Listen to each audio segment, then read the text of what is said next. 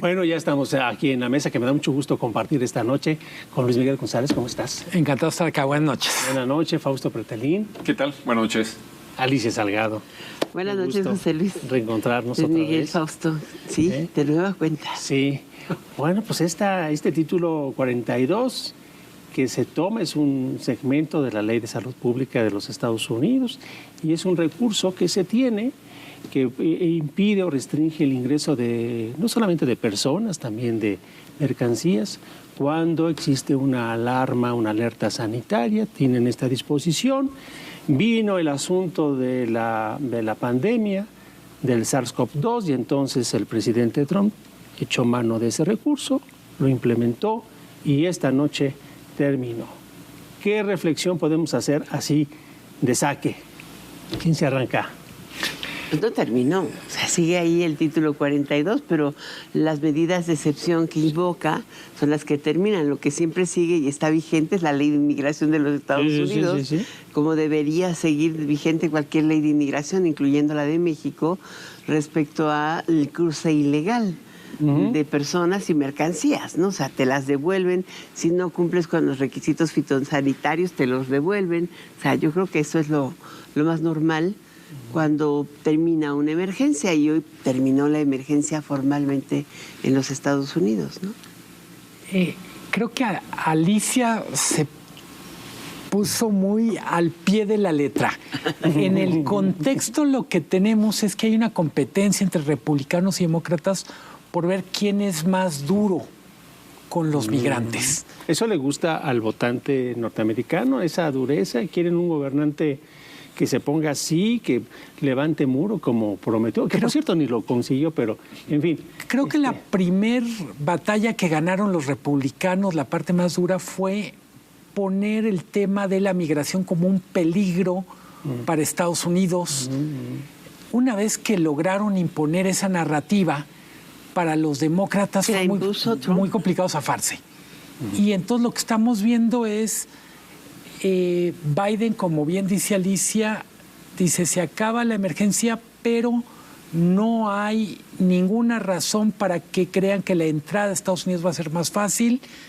En el fondo el mensaje es a los migrantes, es a los republicanos y es al elector de Estados Unidos. A los republicanos es no voy a dejar que me rebases tú, te voy a rebasar por la derecha.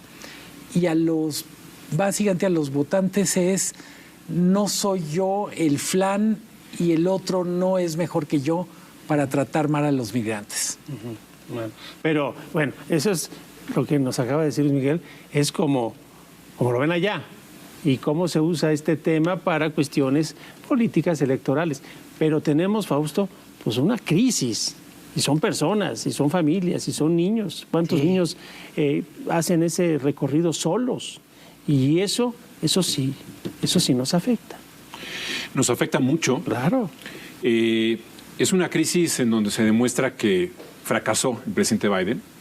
Llegó a la Casa Blanca con otras expectativas, pero es una ley de migración de 1978. Han tenido estadounidenses muchos parches. Y ya en México es otra cosa, ¿no? Es decir, es una crisis profunda en donde yo insisto, después de lo que ocurrió hace 45 días en Ciudad Juárez, hemos entrado en una espiral, ¿no?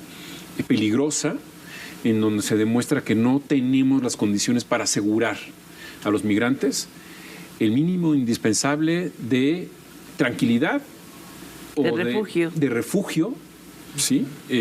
No lo tenemos. Y eso es algo que debería de preocuparnos y ocuparnos más, ¿no? Es decir, un reconocimiento de que algo está fallando y también, por otra parte, es un reconocimiento de la enorme crisis que hay en Latinoamérica por las dictaduras, ¿no? Que se están acumulando y sumando, y es una demostración de que los sistemas autoritarios, dictatoriales, siempre terminan en un fracaso monumental, y sobre todo en la parte económica, ¿no? Que es lo que duele mucho, sobre todo en Nicaragua, Venezuela, Cuba y un estado fallido como es Haití, ¿no? Pero a veces poner datos sobre la mesa te da un poco más de dimensión, ¿no? Yo creo que viendo las cifras del Homeland Security, del Customs and Borders de hoy, daba cuenta que a finales de marzo el número total de inmigrantes que fueron detenidos al intentar cruzar ilegalmente sumaba 164,000 en números redondos, ¿no? 163,000 y tantos, casi 164,000. De ese gran total, el 3% eran haitianos, nicaragüenses y venezolanos. La gran mayoría, el 68%, eran mexicanos y salvadoreños y hondureños y guatemaltecos. Y revisando esa estadística de ellos, el 90% eran mexicanos. Y el del 90% de esos mexicanos venían de los mismos estados: Veracruz, Chiapas, Oaxaca, Michoacán, Guerrero y Zacatecas. Es más, Nayarit aumentó.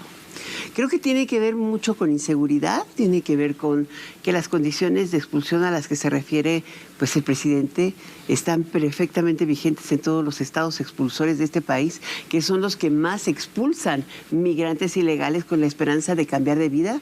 Tienen una opción, está la opción desde hace mucho tiempo de la app para pedir una cita para poder trabajar en los Estados Unidos y regresarte. La cantidad de veces que se hace esa solicitud es alta si vienen de los estados, fíjate, de Mérida, de Quintana Roo, de Tamaulipas, de Sonora, de Sinaloa, de Baja California. Se utiliza mucho la app del CBP para pedir trabajo temporal y regresar. Entonces tenemos una realidad muy poco comentada y la peor del caso es que no la contrastamos. 160,000 se detienen, 2,360 se procesan. O sea, el Departamento de Justicia los lleva a la cárcel. Eso en marzo. Cuando las juntas en cifras anuales es 1,5 millones más o menos. 2,200,000, de los cuales pues a marzo fue 1 millón. En 2022 fueron 2,200,000, 860,000 mexicanos. De hecho, ha habido una reducción en la última etapa, según los datos a marzo, te digo que eran 1,5 millones. Ahora yo pongo un dato extra ya, con eso termino el comentario. ¿Cuántos son los migrantes legales? ¿Cuántos crecen, cuántos entran como visitantes, cuántos van a trabajar y regresan simplemente de la frontera con México? Por mes, 17 millones. Por aire. Por tierra, 50 millones de cruces, que van día a día por toda la frontera. Cruzan o en automóvil o cruzan caminando. Van y trabajan y regresan. Entonces, también tenemos una realidad legal. Pero lo terrible es el drama de la ilegalidad. Pero el contraste, las cifras, cuando las comparas en grande, pues no son tan terribles, pero sí han ocasionado daños económicos importantes, porque hoy se tardan muchísimo en obtener una visa. Pero sí siguen siendo importantes, creo. Tratando de encontrarle sentido a lo que está pasando, son probablemente dos realidades que están de alguna manera mezcladas. Está el drama de migrantes que pasan por territorio mexicano, pero está el drama de mexicanos que están retomando la ruta de la migración para superar condiciones muy adversas. ¿Qué parte es adversidad económica, qué parte seguridad? Sin tener las cifras a la mano, uno puede pensar que la novedad de los flujos migratorios en México es que hay un componente de seguridad mucho mayor del que nunca tuvo. El periodo más alto de migración de México a Estados Unidos es la segunda mitad de los 90s y era una migración económica. 500,000 de personas cada año se fueron a Estados Unidos. Probablemente la cifra ahora no sea muy por debajo de eso, pero vemos un componente de seguridad que nos lastima porque de alguna manera la migración probablemente no sea la opción, pero tampoco está habiendo opciones para quienes se quedaron. Para muchísima gente, estar en estados que están tomados por el narco es un drama. Decía Fausto, y con esto concluyo, lo que vemos es, frente al tamaño del drama, lo complejo del drama, vemos una debilidad institucional, vamos a decir, una simpleza de las respuestas gubernamentales en Estados Unidos y en México. México tiene el compromiso de recibir 30,000 migrantes al mes. Eso se acordó. No está en ningún presupuesto. ¿Cuánto necesitas para atender, para dar certeza a 30,000 al mes? Son 1,000 diarios. Era precisamente del drama que se anticipa, porque no hay condiciones. Esos 30,000 personas al mes, más todas las caravanas que vienen del sureste, eso va a desembocar ¿en qué, Fausto? ¿Qué estás viendo? Mira, a ver, desemboca en la indolencia, me parece. Mira, a ver, yo pongo el ejemplo de lo que sucedió hace 45 días. ¿Qué hubiera pasado si en lugar de haber sido centroamericanos, los que murieron, hubieran sido mexicanos? La crisis política a lo mejor estaría sobre la mesa. Sí. No está. No está. La sociedad civil, secuestrados, ¿no? Para la sociedad civil creo que son fantasmas los migrantes. No tendríamos que ver el color del acta de nacimiento para revisar por qué se ha fracasado, ¿no? Sí. Y sin embargo sucede. Y ese es un elemento que sí lastima mucho, que la sociedad sea indolente ante lo que está ocurriendo en este país, porque México es un país de migrantes también. Entonces, es un 42% aproximadamente, ¿no?, de las cifras de mexicanos que han ido respecto a la cifra general. Entonces, yo lo que veo es eso. No veo con claridad las explicaciones, los métodos, los programas, cómo van a operar, ¿no?, estos 30,000 que supuestamente van a ingresar mensualmente, que México estaría a favor de que ingresaran. Mañana en la Casa Blanca el presidente de España, Pedro Sánchez, le va a ofrecer un programa para llevarse a latinoamericanos también a España. Es decir, hay reacciones, no sé si coordinadas, pero creo que se tiene que hacer algo, ¿no? Y creo que la política pública en temas de migración debería de ser una prioridad, sobre todo en países que son expulsores y receptores de camino, como en el caso de México, de tránsito, para de alguna manera darle forma, ¿no? Y darle sobre todo seguridad, darle forma a la política pública y darle seguridad a los migrantes, que eso es lo que más tendría que preocuparnos, ¿no? Eso sería lo deseable, Fausto. Sí, es lo deseable, pero hay un tema también, yo creo que en lo que dice Fausto.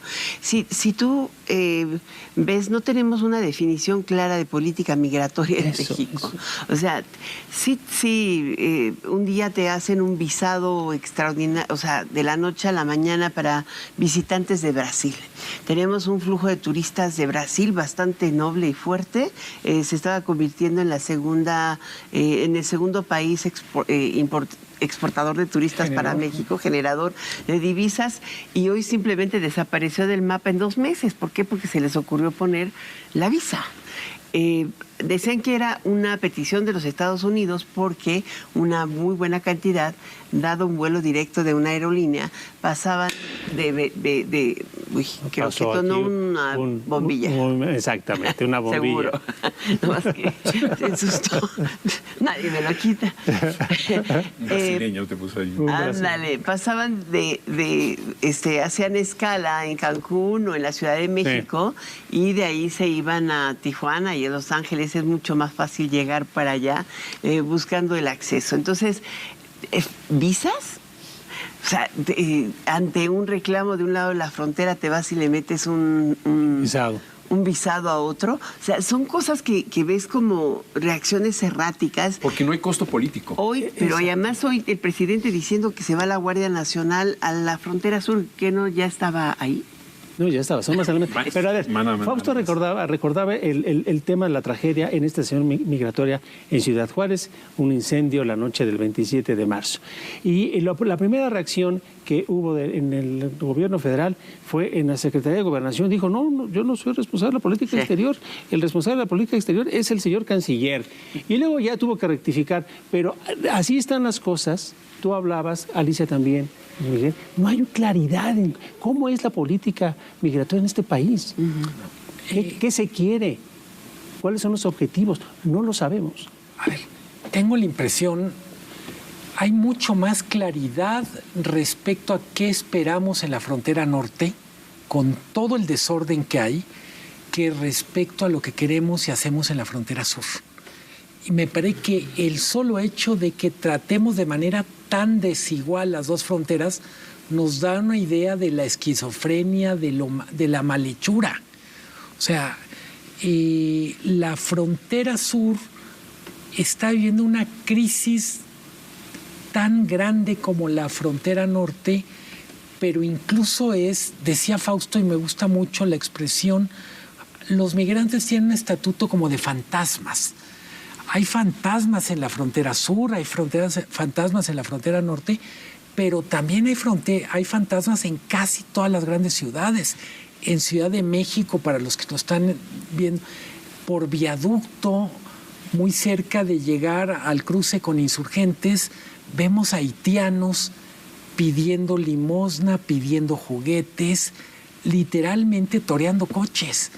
En Guadalajara, en la zona de las vías del tren de Avenida Inglaterra, tenemos a los migrantes como parte del paisaje, como fantasmas. En la esquina de no hay costo político, pero tampoco hay una sanción social, no hay ni siquiera un sentido de culpa religioso. Bueno, creo que yo diría no hay ni interés, Fausto, ya nos queda poco tiempo, ya no hay interés.